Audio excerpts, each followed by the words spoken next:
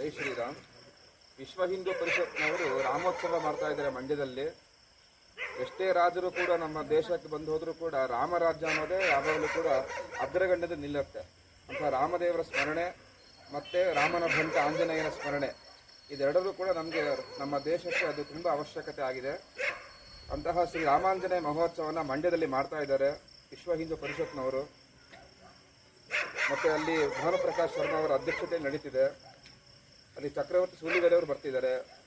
ಎಲ್ಲ ಕಾರ್ಯಕ್ರಮಕ್ಕೆ ಇಂತಹ ಮಹಾತ್ಮರು ಬರ್ತಿರ್ಬೇಕಾದ್ರೆ ನಾವು ಅದನ್ನು ಸದುಪಯೋಗ ಪಡಿಸ್ಕೊಳ್ಬೇಕು. ಒಂದು 25,000 ಜನ ಸೇರಿಸಬೇಕು ಅಂತ ಅವರ ಸಂಕಲ್ಪ ಆಗಿದೆ.